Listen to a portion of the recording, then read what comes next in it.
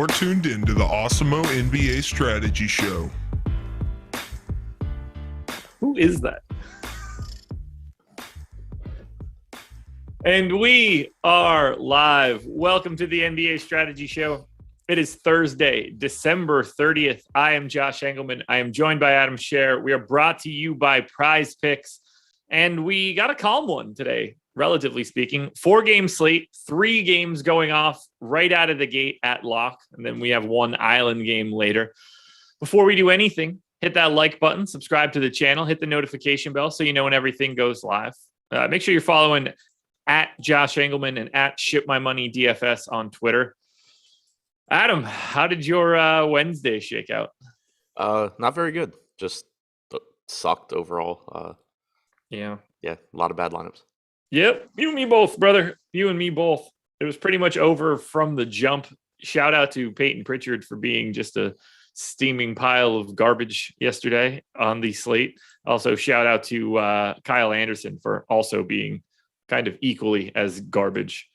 None of it was fun. Yeah, David Porter says slow-mo was frozen. Yeah, he was extra slow-mo yesterday, unfortunately. What are you going to do? That's it. Yeah, Pritchard was bad. Felt like I saw that. Well, felt like you and I both saw that one coming a mile away and still didn't avoid it. Yeah, I was going to say, it always feels good when you call out, when you can call out at the very beginning of a slate, the guy that you have a lot of that you think is going to suck, and then he sucks. It feels great. Yeah, he was just non-existent. Although I guess we couldn't have fully expected the Boston Celtics to shoot 4 for 42 from 3 yesterday. Yeah, that's an actual box score for the game. 4 for 42. Jaylen Brown was 1 for 13 and still scored 30 points yesterday. That's impressive. Yeah, well, when you take 36 shots in 40 minutes, you better get to 30 points. That's an ugly game. I don't know. I don't even know what you take away from that. Jaylen Brown was 1 for 13 from 3, 13 of 36 from the field, and was still only -2 because Peyton Pritchard and Time Lord were -25 and -20 respectively. I mean, I think the takeaway is that Jaylen Brown has a massive floor when Jason Tatum is out. That is a very true statement. Shouts to Broderick Thomas for being like the only bright spot on this team, and he was 1 for 5 from the field. Yeah, Grant Williams had 2 of the 4 made threes. We had Jason Tatum or Jaylen Brown go 1 for 13. Josh Richardson was 0 for 5. Al Horford was 0 for 7. Peyton Pritchard was 0 for 5. That is truly brutal. Truly, truly brutal. Big one out of Morant. Another big one out of LeBron. I don't know what else I can say about yesterday's slate. It was not fun. Nice to see Alec Burks wake up and have a monster day on the one day that clearly no one was going to be able to play him, considering he became a starter 1 minute after lock. Amazing stuff. Yeah, he ended up starting for Fournier. I thought Grimes did. Wait, they announced Alec Burks was the starter. Did Grimes actually start? I don't know. I'd seen Grimes announced as the starter. I saw Burks announced as the starter. Because I immediately tried to go swap to Burks and realized that the game had started. I guess Chad will probably get to it in a second. I know for sure. Did he really? I know for sure that Burks got announced as the starter, like at the beginning. I'm scrolling back at my Twitter timeline now just to make sure that I'm not crazy. I for sure saw Grimes. I for sure saw Burks. Unless that tweet got deleted. Yeah, there it is. Fournier scratched. No sign of the tweet that I saw about Burks, but I know someone tweeted it. Burks. Okay. Stephen Leibowitz says Burks was announced. I saw that. Even still, kudos to Alec Burks for dropping 47.8 FanDuel points. Yeah. Someone announced Burks because I went to look at it, and then I was about to message you about it. And I saw that well, then I realized that the game had already started, but, Burks was 7,400 or whatever on DraftKings, so it wouldn't have mattered anyway. He wasn't going to be all that interesting, but he was 5,400 on FanDuel. I wanted to get to that if that was the case. Yeah, Knicks played their second unit the entire fourth quarter and like the second half of the third quarter. Did you see their plus minuses for yesterday's game? Burks plus 28, McBride plus 39, Toppin plus 36, Gibson plus 31, Quickly plus 27, RJ Barrett minus 29, Kemba minus 21, Grimes minus 17 in 12 minutes, Randall minus 27, Robinson minus 22. You don't see that one all that frequently. No. Craziness. It looks like a couple other people in chat did see Burke, so that makes me feel a little bit smarter, but not that it mattered at all. You want to dive into this one? 4 games today. Yeah. And it's felt over the past, I don't know, week or two that we've just been inundated with value. Lots of things looking good, just no-brainer, easy guys to get to. We've got 3 games at 7:00. They're pretty much all disasters. None of it looks good. We actually have a lot to talk about for how hard this is going to be. So we're going to start it off with the Philadelphia 76ers. Let me go ahead and pull my depth chart back up again because we certainly have a lot to talk about here. On Philly, we already have some question marks in that Shake Milton has the Q tag. Drummond is off of the injury report. Whether or not he plays or not, I don't think it matters. He's either the backup for Embiid or it's Charles Bassey. Danny Green, the only other guy that's actually out. We've got Tobias Harris, 28% owned on FanDuel, coming off of a big game. Continues to be underpriced there at 7,400. He's 8,800 on DK. Maxey and Embiid are both north of 20% ownership on the DK side. Thibault and Seth Curry both pulling a little ownership. What do you like from Philly? On DraftKings, not a ton. I mean, Embiid at 11K is a strong play if you can get there. You do have Jokic on the slate. You have some other center options as usual, but Embiid looks pretty good. 5,600 for Maxey, I think, is probably the other play that I somewhat like from Philadelphia. He's not nearly as productive in games he plays with Harris and Embiid, but he's still playing a lot of minutes, most likely. He played, 36 last game. I think it's likely you get low to mid 30s again. Only 5,600 for him on a 4-game slate is kind of appealing. Yeah, I think he looks really interesting. He's probably my preferred option here. Obviously, Embiid has the bigger ceiling, but on a slate with Jokic and even Giannis in this case, becomes a little bit more difficult. And I think Jokic looks really good. If Shake Milton is in, does that do anything to those first 5 guys that we talked about? I don't think it changes too much. I mean, you got 11 minutes from Tyler Johnson last game. Those can go away real quick. Matisse Thybulle played 37 minutes. You can take some minutes off of him, give them the Milton. And it's not like he typically plays a ton when this team's healthy anyway. Yeah. There's just really not anything really interesting for Philly. Like, play the starter. It's a 4-game slate. Play the starters. That's all well and good. No real priorities. Maxey pulling 24% ownership is kind of scary, but at the same time, we're going to get through 7 more teams here, and it's going to look a lot less scary to think about going to Tyrese Maxey than some of the other trash that's out there. Yeah. 16 total games played for Maxey this year with Embiid and Harris active. 0.76 DraftKings points per minute, 32.8 minutes per game. 5,600 kind of just seems like the correct price. Yeah. But there's obviously upside for him to do a little bit better. Is there anybody on the bench that we could get to? Korkmaz, is Drummond? I mean, it doesn't appear that Drummond is viable at 6,400 today. Yeah, I don't think you can get there. Yeah, it's not a situation where like Embiid foul trouble can unlock Drummond. Like you need Embiid straight out if Drummond's going to be 6,400. So I really don't see much of anything here for Philly that you should be going crazy for. And then we get to Brooklyn. Best of luck figuring this bad boy out.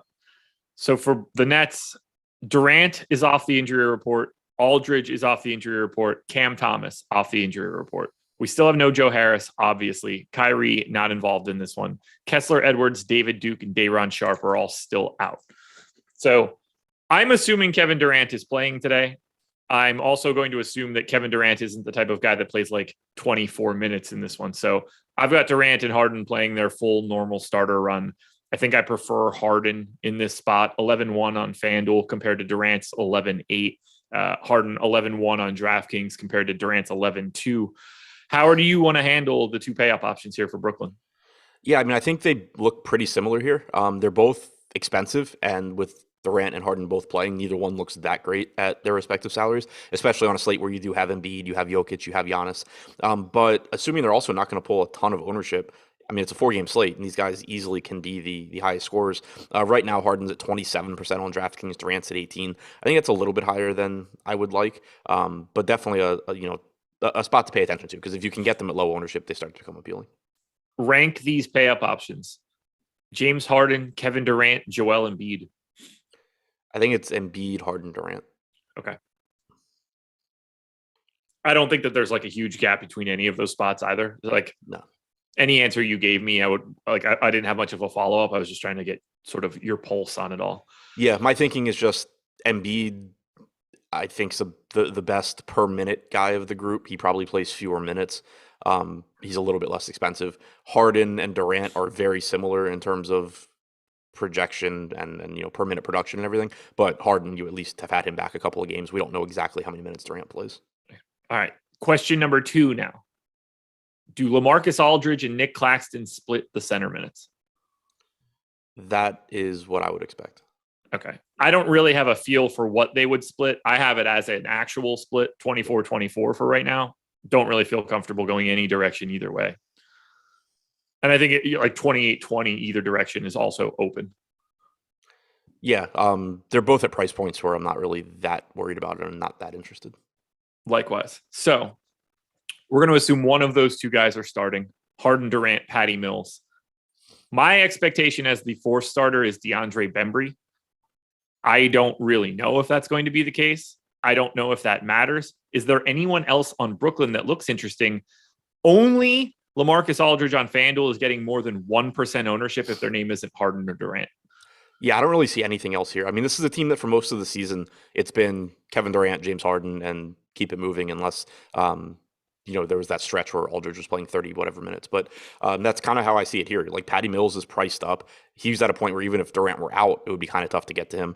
With Durant back, makes it close to impossible. Bruce Brown probably goes back to not playing a ton. I'm with you that I'm expecting Bembry to start. If Brown starts, 4,800, like he looks okay, but still far from a priority. If Bembry starts, very difficult to get there. He typically doesn't play a ton anyway, so I don't really see anything outside of Durant and Harden. Yeah, neither do I. It's kind of grimy, and that's not fun. So this is one game where on a 4-game slate, you end up getting to some value pieces and to some potential bench pieces that you might not normally get to on a bigger slate. I don't really see that for Philly or for Brooklyn. Like this is kind of a wasteland of plays. Yeah, it's two teams, I mean, especially Brooklyn, but where the secondary players that a lot of times you would get to on these smaller slates, they're priced for guys to be out and the prices haven't adjusted yet. So it's not really a situation where you can say, okay, well, they're a little overpriced for their median projection, but variance could still get them there. It's like they would just have to have the game of their life to pay off these tags. And the problem here in all of it is that we're going to have that same discussion in more than one game. We're going to get to that in a little bit. But first, in general, as guys come back from COVID, you're going to get some really difficult DFS slates, I think. That's a good thing for us, right? I think so. Okay. I mean, I also thought that everyone being out for COVID would be a good thing, and I've been getting destroyed. So yeah. I feel like I've been sitting on this Yeti cup. Schedule for the rest of the day: 11 a.m. NFL strategy show. Jordan, you like that one, man? 11 a.m. is the NFL strategy show. 1 p.m. we've got the Awesemo betting show. That's on our Awesemo odds channel. 2 p.m.'s got the NHL strategy show. Maybe I should make my way to NHL. 3:30, we've got the Jock Market NFL show. Kicking off early for the NBA today, 4:30 NBA pre-show. We've got the deeper dive back at 5 p.m. and then NBA live before lock at 6. NBA player rankings and NHL ownership projections, both of our free pieces of content for today. It was such a good game 2 days ago that we're running it back again today. Milwaukee Bucks, 12.5-point favorites in Orlando. Everybody that has been healthy for Milwaukee is available in this one. We're only without Brook Lopez. Drew Holiday is still overpriced on FanDuel at 9,500, but even still, because of this particular slate, he's 10% owned, pulling similar ownership on DraftKings. Chris Middleton, I think, is basically appropriately priced at 8K across both sites. He's 15% owned.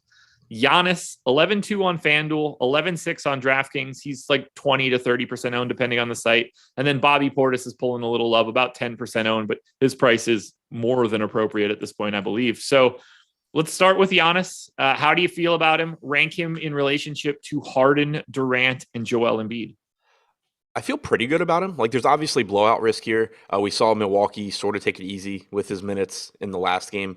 He basically didn't play the end of the second quarter. He ended up only playing 30 minutes in the game, but he's played a total of 17 games now this year with Middleton and Holiday active. He's averaged 31.8 minutes per game. I think it's likely you get 30 to 32 minutes from him here as well. He's averaged 1.75 DraftKings points per minute. It's certainly a good matchup against Orlando. The game is in Orlando, so maybe a little bit less blowout risk, but still a 14-point spread. But, it's only a 4-game slate. You kind of have concerns in a lot of spots. So I think Giannis looks great. And right now, I also like that he's actually projected for a little bit less ownership on DraftKings than Harden. He's not projected for that much more than Durant. We have him with a 26% chance of being optimal at 23% ownership. So I think he looks pretty good. I like him more than Harden and Durant. He certainly produces at a higher rate. The playing time is the issue compared to those two. But as long as ownership is going to be similar or even lower on Giannis, I like getting there. All righty. Do you have any real interest in Drew Holiday or Chris Middleton? Not other really. than just they're Drew Holiday and Chris Middleton. Yeah, exactly. It's a 4-game slate and it's Drew Holiday and Chris Middleton, but nothing that stands out. Like, I think they're a little bit overpriced. Holiday in the 17 games with Giannis and Middleton this year is at 1.05 DraftKings points per minute. Middleton, I believe, is in the same range. He's at 1.07 DraftKings points per minute. So you're assuming those guys are going to play like 33 to 35 minutes. They don't look that good at their salaries, but it is a good matchup, and you could certainly just see them take over a game instead of Giannis occasionally. We saw Bobby Portis start over DeMarcus Cousins this past time out. I think that's just going to be what we're going to see moving forward. But 7,400 on FanDuel, power forward, center eligible, 7,500 just center eligible on DraftKings. That's a really difficult price tag to get to with Bobby Portis right now. Yeah, agreed. Sorry, I was answering a question in chat. No, you're good. And after that, this is going to look a lot, to me, it's going to look a lot like Philly and Brooklyn. There's not anything else here. Now that Dante DiVincenzo is back, it's muddied the waters with him and Connaughton, Grayson Allen, George Hill. I don't really see scenarios where we get to DeMarcus Cousins. Is there a bench piece for Milwaukee that you think stands out? No. George Hill's 3,400 and could play 24 minutes. I mean, it's bleak, right? Like, there's not. Philly's not great. It's Maxey and Embiid to a degree. Brooklyn is basically Harden and Durant. Milwaukee is Giannis and, I don't know, question mark. There's not a lot out there, man. There's really not. Like, Grayson Allen at 4,100, mildly interesting. Yeah, I mean, I guess like one of Connaughton, Allen, or George Hill could play 4 more minutes than you really expect out of the gate, but there's like an upper bound to those guys. And it's not like they're cheap. The thinking on Grayson Allen would be that he's going to start and get an opportunity to play well. He probably won't, but like if Grayson Allen's just knocking down shots, he can play a few more minutes. Like, is 4K Dante DiVincenzo an interesting play if today is the day that he goes from 16 minutes to 22 or something? Yeah, I mean, it's not the craziest idea. I haven't seen, I'm not expecting that to be the case, but he's also 1% owned. Right. Michael Ladow, I don't know if I'm saying that correctly, but I'm going to assume that I am. Said, missed you guys. Glad to get back to you. Glad you're here, man. Glad you're here. Thanks for the super chat. Hit that like button if you haven't done it already. 62 likes on this video. Yeah, I'd like to try to squeeze something extra out of Milwaukee here. It's just not here. And unfortunately, I don't know what we're going to squeeze out of Orlando. It's not orange juice or whatever normally comes out of Florida. It's like the bar rag juice that you get at a trash bar. Let's do it. Yeah. Oh God. Have you done it? No. I've done it once. It's not appealing. But I'd rather do that than like a hard liquor shot. What'd you say? I'd rather do that than like a back-to-back whiskey or something like that. Yeah, I mean, I don't really like shots in general, but I do prefer ones that aren't out of a bar mat. Yeah, that's fair. Yeah, only once, right around being 21. That's no shocks. All right, let's try to do this. So, Orlando Magic, and this one's just a disaster. Not only is it a disaster, we got even more news to make it worse. As of this moment, we have no Cole Anthony, Suggs, Bamba, Isaac, Fultz, Ross, Okiki, Gravette, MCW, Eton Moore, Michael Mulder. And then at the beginning of the show, we got that there is also now no Robin Lopez. Maybe people come back here. Who the hell knows at this point? They have 3, 4, 5, 6, 7, 8. 9. I believe they have 10 guys. So that's great. Shout out to Gabe York. Might be available today. Lots of ownership here coming into the Orlando side. We're just going to sort of take it one by one because this is the first time we're going to actually be able to talk about an actual team here. RJ Hampton is 3,900. My assumption is that RJ Hampton is going to start today. He's projected for 69% ownership at 3,900 on DraftKings, 46 on FanDuel, where he's 5,300. I think it's pretty easy to assume that RJ Hampton's the best play you're going to find today.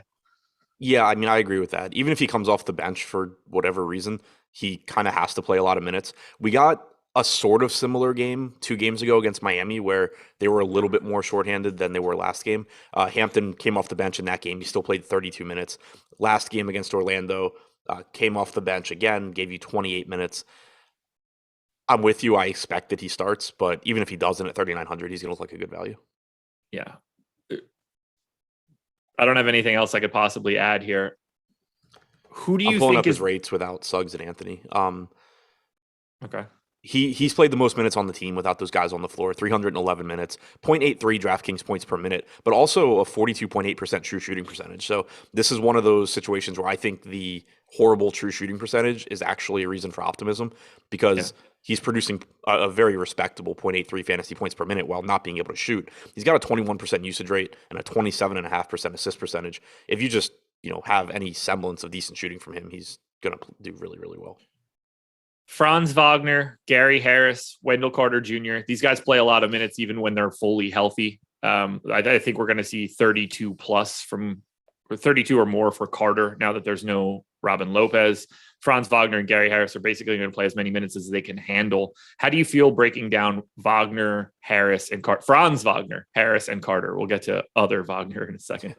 I think they all look pretty good. The salaries have come up a little bit, but they're still reasonable. You have Wagner at 7K on DraftKings. He's played 309 minutes without Suggs and Anthony. He's got a 24.8% usage rate. He's averaged 0.92 DraftKings points per minute. Also has a 17.5% assist percentage. So he's someone where, I think there's a little bit of sticker shock seeing Franz Wagner at that price tag, but he probably shouldn't be any cheaper. Same can be said for Wendell Carter. He played about 33 minutes last game. He's at 1.19 DraftKings points per minute without Suggs or Anthony on the floor. He should be able to rebound at a higher rate without Bamba or Lopez out there as well. So I think he looks actually pretty good at 7,600. And then even Gary Harris, he played 37 minutes last game. He's been playing a lot in general. 0.78 DraftKings points per minute without Suggs or Anthony. 5,100, just a pretty reasonable price tag. All right. So that gives us Hampton, the obvious play. Wagner, Harris, and Carter, the guys that are actually functional NBA player plays. Then we get into the rest of this. Tim Frazier, 3,700 on FanDuel, 3,100 on DraftKings, is the next highest owned guy. We've got him projected for 20% ownership. I think that, Tim Frazier in theory could be the starting point guard for today. My assumption is he's like the backup plus a little bit more. We'll start there. 20% owned Tim Frazier. Feels a little high. Yeah, but it's also, there's not a lot on the slate. He's 3,100. He played 21 minutes last game. Now, granted, he only played 8 in the first half, but ended up closing the game, played 21 minutes, and now you have Gravett out. So I think it's likely you're getting mid-20s at 3,100 from Tim Frazier. I get why he's getting ownership. So do I. We've got Admiral Schofield, former Wizard. We've got Freddie Gillespie, Iggy Brazdakis, Mo Wagner, who I think for once actually has to be the backup center. And then, what's that jabroni's name that's new? Gabe York. We got Gabe York available here. Who else from Orlando are you willing to get to? Because Schofield's pulling 12% ownership. Mo Wagner's pulling 12% ownership. What do we do with the rest of these guys? I think Schofield's interesting. He started 2 games ago against Miami. He played 26 minutes. Don't know if that will be the case here. You do have Brazdakis back, I believe, unless he's been ruled out again. He is available. Yeah, so I don't know, exactly what they're going to do there, but he's Admiral Schofield's 3,200 if he starts and is going to play 26 to 28 minutes. He's not a good fantasy producer, but value is kind of tough to come by on the slate, and he's cheap. So not the worst play. What a ringing endorsement. So Wagner, Harris, Carter, Hampton. That's our first 4 guys in the starting lineup as our assumption, right? 5 is just sort of like just whoever the hell you want to pick. Yeah. So what did we say? Wagner, Harris, Carter, Hampton. Yeah, it could literally be anybody. Yeah, I You have can get nothing. you can get Frazier, you could get Schofield, you could get Gillespie. You could get some guy that I don't even know is on the team right now. Yeah, it's just sure. You could also, I think there's a non-zero chance that we see 1 or 2 of the guys that are out right now be ruled in by the time we get to lock. Yep, agreed. I mean, when you've got 14 guys on the injury report on the COVID list, you're bound to have one of them come off with a negative test. Yeah. It wouldn't be that surprising even if like Mo Wagner started. No, I mean they've had no problem doing the double bigs for a while. Yeah, they seem to prefer it. Feels easier to just have him be Wendell Carter's straight backup since like they're a little bit inundated with the Tim Frazier. I already forgot this jabroni's name again. Who's the new dude? Yeah, Gabe York. Gabe York, I believe is a guard. So,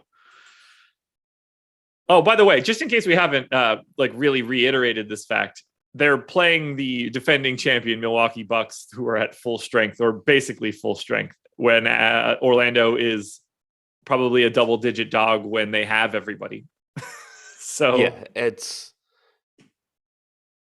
I don't think that matters too much in terms of playing time. Like, I think that the one nice thing about Orlando is like Franz Wagner is young. They're probably going to just play him a bunch of minutes anyway. RJ Hampton's probably going to just play a bunch of minutes anyway.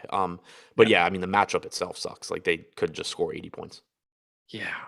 I think if they scored 80 points, they would call that a victory today. I mean, their implied total is like 102. That's true. Oh, God, it's just so ugly. If I'm Milwaukee, my goal is like, let's lock this one down and see if we could hold them to the lowest total ever in modern basketball. So as far as priorities go, all of Carter, Franz Wagner, Harris, Hampton look good. And then I just kind of think whoever starts in the 5th spot looks reasonable. Yeah. And then guys like Tim Frazier, Mo Wagner, even if they're not starting, are somewhat appealing, especially if they're not getting tons of ownership.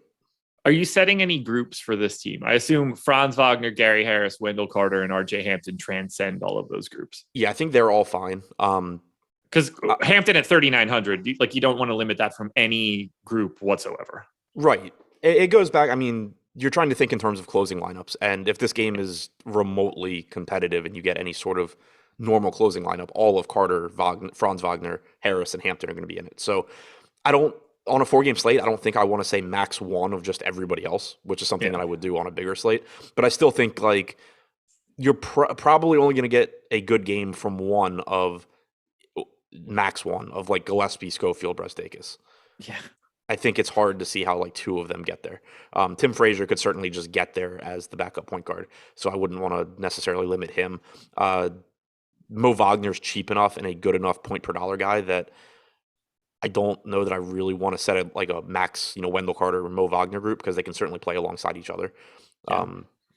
Like you could see a closing lineup with both of them potentially. So yeah, I think I would probably say max 1 of like Gillespie, Schofield, Brestakis, and not really worry about it other than that.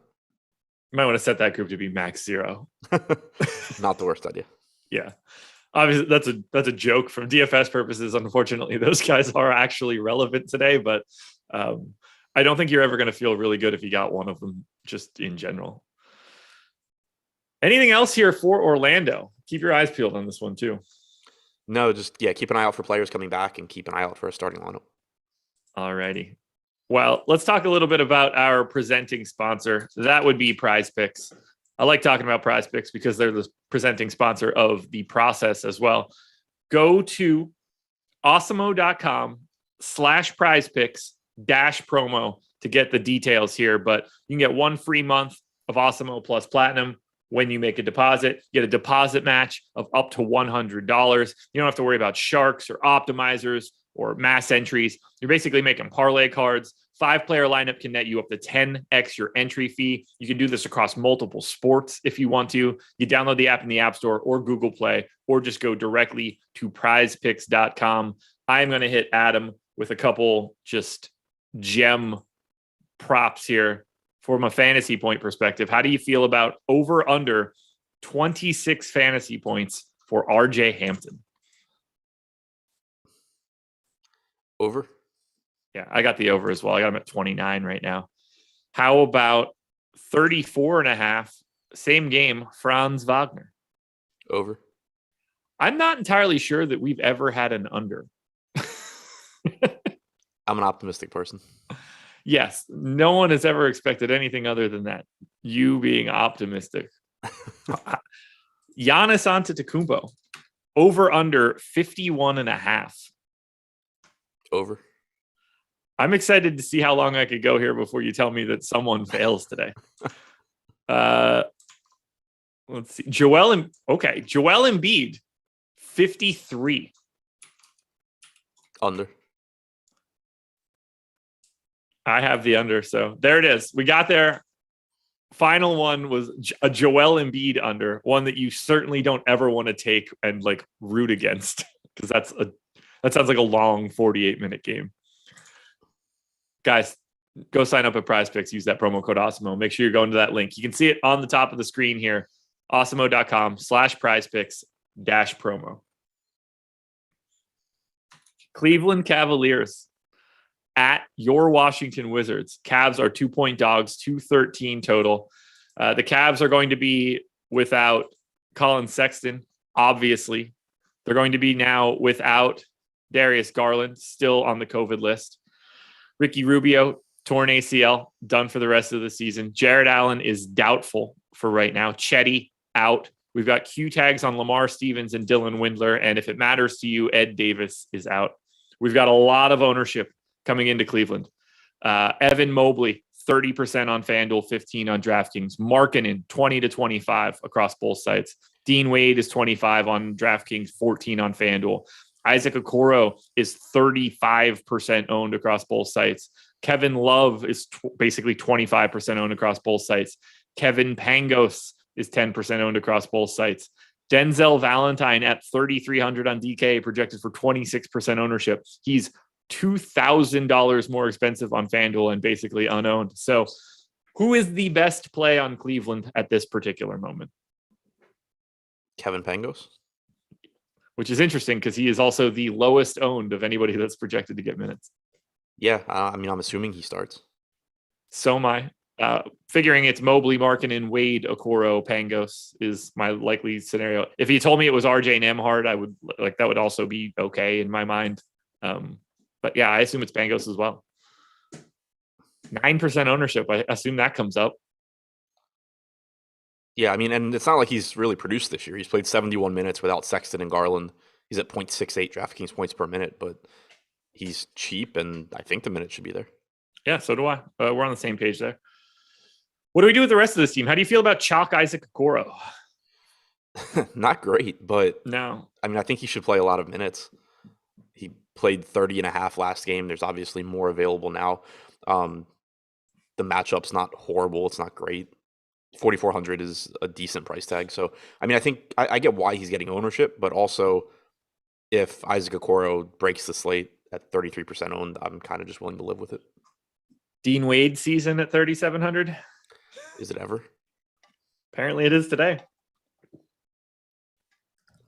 We don't, it's kind of tough to know what to expect because we don't really have much of a sample at all of Sexton, Garland, and Rubio being off the floor. And Rubio has a 27% usage rate when those other two are off. So you have a lot of usage to make up for here. I don't necessarily think Okoro is going to be the one to step up and do it. I don't really think Pangos is going to do it. I'm expecting you see more from like Mobley, Markkanen, Love, but there's certainly just more opportunities in general. Yeah. I get like Wade's minutes are about as secure as they're going to be. Like he just generally jumps into these starting lineups and plays those minutes. How you feel about that is a completely different story. I think the guy minutes I feel mean most nothing. How do you feel about that?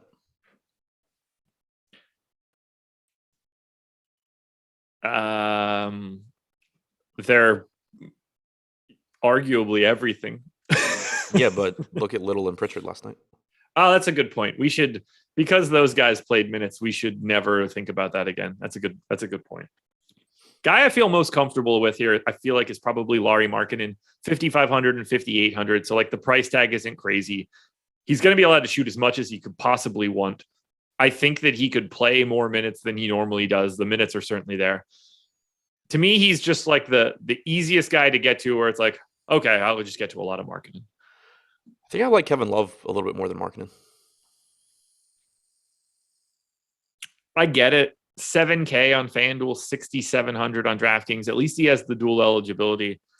I just never know how much he's going to play. Like, does he play 32 minutes again? Like, his rotations in this last game were... I would not have expected him to do that. 32 minutes coming off the bench is hard to do. Yeah, it is. I mean, I'm encouraged by the fact that he was playing alongside Mobley and Markkanen. Like, that's obviously something that needs to happen if he's going to play a lot of minutes. Yeah. But it also just goes back to, I mean, Cleveland's still trying to win games.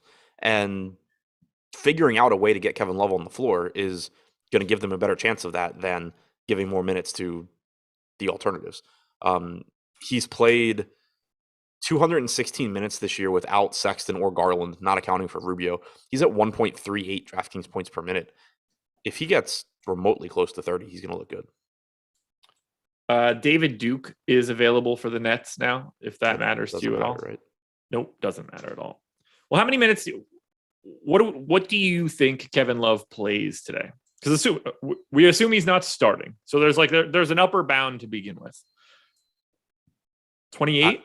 Yeah, 28, 30, somewhere in there. Okay. Like, he can definitely play less, but I have a hard time thinking Cleveland doesn't just find ways to have Kevin Love out there and then, deal with whatever shortcomings that brings with it. Yeah, I think I'm with you there. I think Markkanen and Love are close in that I don't see any scenario where Markkanen doesn't play 32 minutes and Love can go anywhere from 20 to 32, and I would believe it. Evan Mobley was in foul trouble in the first half last game, but it was Markkanen that subbed in for him, not Love. Like, Love was already in the game. Yeah, they went to a non-Love Mobley stretch for like 4 minutes in the middle of that second quarter, which I didn't think was even possible of this scenario. Yeah, Dean Wade. Yeah, it was Wade Markkanen, but I don't think Love really directly benefited from Mobley's foul trouble. So, I just think that if Mobley's not in foul trouble, I think Mobley plays more than 30 minutes tonight, but I think those minutes can just come from somebody else that is worse than Kevin Love. Here's the real question, and I actually think it's relevant. Does Kevin Love start? Because that's what they're missing now. They're missing the usage. And to a degree, facilitation. I mean, Kevin Love is probably the best passer on this team now. Right. Yeah, I mean, he could. It's him or Pangos probably, right? You would, yeah, I think so. I don't think it would be crazy. Just because they're trying to fill a void.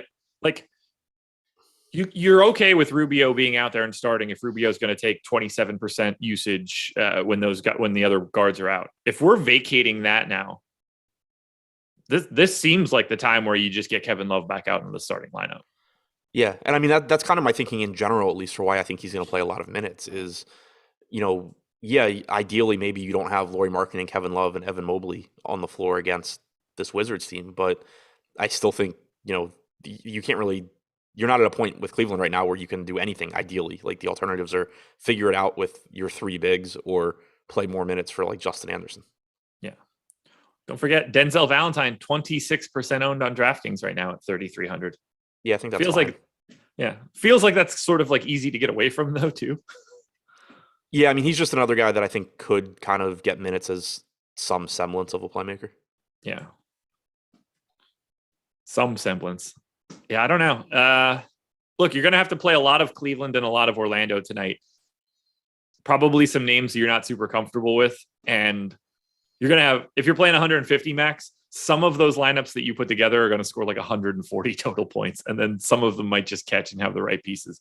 There are going to be correct pieces coming out of Cleveland and Orlando, and there are going to be some that are just absolute tire fires.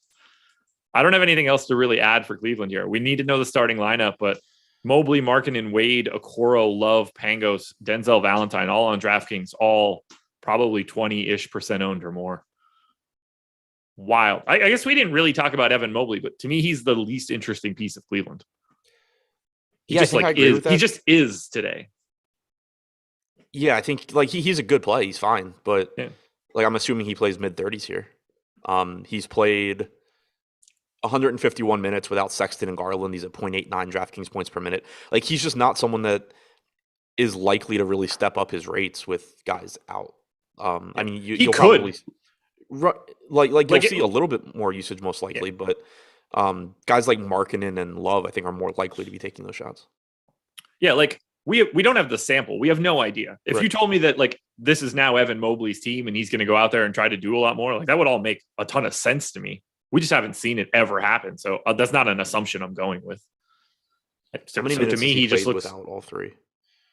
I mean, it's got to be like what 12, 30, yeah, 12. Yeah, 25% usage rate, 12 minutes.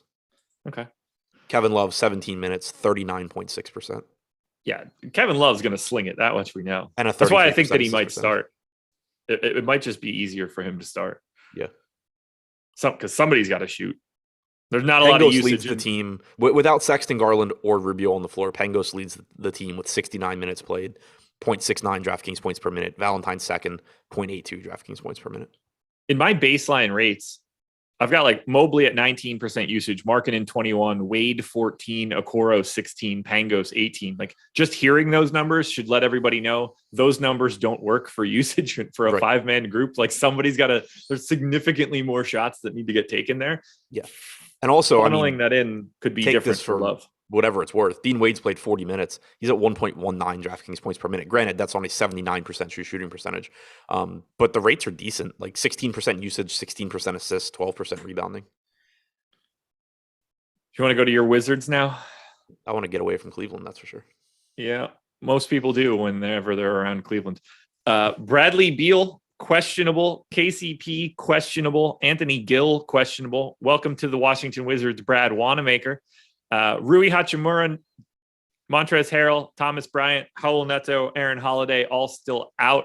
I put Beal and KCP in for today. I don't know what else I could possibly do here. Beal, 8,300 on FanDuel, looking very appealing if he is in. 10-1 on DraftKings, looking less appealing.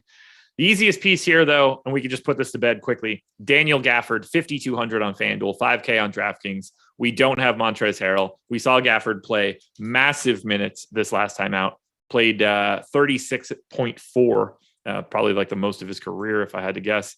I gave him 30 for today, and he's still arguably like one of the best plays. Could play significantly more. Even if he played 24 minutes, he's still a really good play at that price. Yeah, I think he looks great. And I buy into the huge playing time last game because we saw the same thing when Gafford was out from Harrell. We kind of just saw, normally they split 48 minutes, and then you saw when Gafford was out, Harrell just became like a true starting center, and they did the same thing with Gafford here. So you have the foul trouble risk, that could keep him off the floor. But I think as long as he doesn't get in foul trouble, you're likely to get low to mid 30s again. Yep, agreed. He's going to be in everything if you want him to be. Kuzma, Dinwiddie, Beal, if he is in, how are you handling the other guys that are like generally starters? I don't like too much here on DraftKings if Beal is in, and if KCP is in. I think it's extremely difficult to get to Beal at 10-1. Dinwiddie at 7,100 is tough to get to because his rates go down with Beal back. There's also the chance that he goes back to playing 30 to 32 minutes. I don't know if that's going to be the case or not. Played 42 last game without Beal. Kuzma kind of just is there. He doesn't look that good. And if KCP's back, it's taking minutes away from Kispert and Avdia. If Beal is out, I think Dinwiddie still looks fantastic at 7,100. He should play a ton. He's produced at a ridiculously high rate without Beal. Kuzma's usage would go up a bit. If KCP is out, you're getting more minutes for Kispert and Avdia. But if those guys are both in, I don't really see much here outside of Daniel Gafford.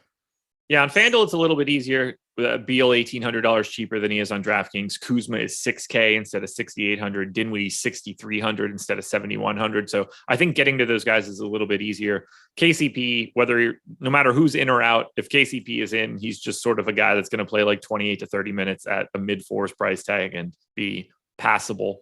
Denny, I think, is passable in this situation. You're probably going to need somebody to be out for Kispert to look a little bit more interesting, but this is the Gafford show more than anything else. Yep, that's how I see it. Anything else for Washington? No, just glad this game's at 7 because the Beal news in particular is huge. Yeah. Brian says, don't bash Cleveland because we got bad luck, man. I'm bashing Cleveland for way more reasons than just simple bad luck. I'm bashing Cleveland because it's Cleveland. There's a very different scenario. Have you ever been to Cleveland? No, of course not. Okay. I mean, I haven't either. I can't imagine what would make me go to Cleveland. I've heard it's actually it's kind of decent. Is it though? I mean, I don't know. People say Baltimore sucks and they've never been to Baltimore. Baltimore's better than Cleveland. What do you do in Cleveland? What's there to do that's fun? I don't know. I don't need to go to the Quicken Loans Arena. What's good in Cleveland? I mean, Fields likes Cleveland, so it's got to be a real garbage dump. It's a fair point. Yeah. That's my guess. There we go. I won't air this person out for this take, but I just got the DM that said, Cleveland sucks. It's depressing. So got people tagging in for it too. Downtown casino. Yeah, they don't have casinos anywhere else. Cleveland looks like a grade A top tier city. Get a Cleveland steamer. Murder rates are higher in Baltimore. Y'all ever been to? I'm wearing a Coastal Carolina hoodie right now. That's interesting. Yeah, I mean, where I'm from, we call Cleveland the mistake on the lake. I like it. Rock and Roll Hall of Fame. Considering I've never gone to the baseball or basketball halls of fame, two things that would interest me, certainly not going to go to the Rock and Roll one. I've been to the baseball hall of fame. Haven't been to basketball. I would like to go to the baseball hall of fame, but I don't get to Cooperstown, New York all that frequently. Played in a baseball tournament there when I was 12, so went. Nice. Yeah, that must be really awesome at that point in time. Yeah, it was a lot of fun. Now that the Baseball Hall of Fame is a farce and they don't put actual Hall of Famers in it, I don't give a shit about it any longer. Yeah, I'd rather just go to a shrine of Barry Bonds somewhere. Right. Yeah. Add Clemens to that list and everybody else is just going to not get in because of this nonsense. All righty. That's enough time taking a dump on Cleveland since God already has. The Golden State Warriors are 4.5-point favorites in Denver, 212 total. This is one of the few games that are real games on this slate, which is, I guess, helpful. This one's the late start on an island. Could be getting Jordan Poole back, Moses Moody potentially back off the COVID report. No Draymond, no Clay, no Damian Lee, no James Wiseman. Steph Curry, 10-4 on FanDuel, 11-4 on DraftKings. I'll tell you this, for a 4-game slate, we're certainly not lacking in pay-up options. Yeah, sort of lacking in quality value, but plenty of guys to pay up for. Yeah. Where does Curry rank for you in relationship to the rest of these guys? Embiid, Harden, Durant, Giannis. I think I got everybody there. Beal, I guess. Yeah. He ranks ahead of Beal. I mean, he's 16% owned right now, or projected for 16% ownership. So if that holds, I'm interested. I kind of just want to be on the lower owned guys out of this group because I think all of Curry, Harden, Durant, Embiid, Giannis to some extent, even though I think he looks a little bit better. You know, they all look comparable, and it's just a pretty easy spot to differentiate at because your range of outcomes is more or less the same amongst those guys. Yeah, I think that group of four looks one way. I think Giannis and Giannis and Jokic have that like extra half gear where they just do a little bit more in multiple categories and can really hang like the true slate breaker. But yeah, I'm with you. Ownership is really relevant here. I think Wiggins looks the best on FanDuel at 6K. I think Kevon Looney looks the best on DraftKings at 3,600 if we're talking about value. But this is sort of just the same way that it always is for the Warriors. It's just a lot of guys that look relatively similar to their salary, whether it's Curry, Wiggins, Poole, Looney, Porter, Juan Toscano Anderson, hell, Andre Iguodala to a degree. Do you see a priority here for Golden State? Not really. Like I agree with what you're saying where it's just like a lot of pieces that look decent. We did get 26 minutes from Looney last game. I expect him to once again play 26 to 28 minutes. Makes him look like a decent value at 3,600. But yeah, I mean, Toscano Anderson looks okay. Porter, I guess, looks okay. Bielitsa should probably be the backup center again.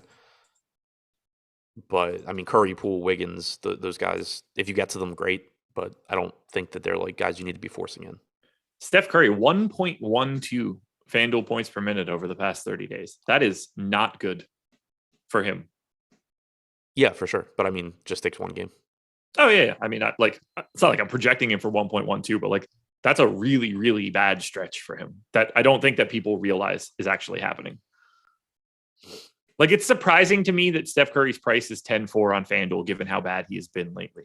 Normally, we see that price come down for players that are 0.2 of a point below what they normally are. Yeah, that I agree with. Like, I wouldn't like Damian Lillard $8,500. Right, like Steph Curry should probably be like 9,200 on FanDuel, but he would be in 50% of lineups today.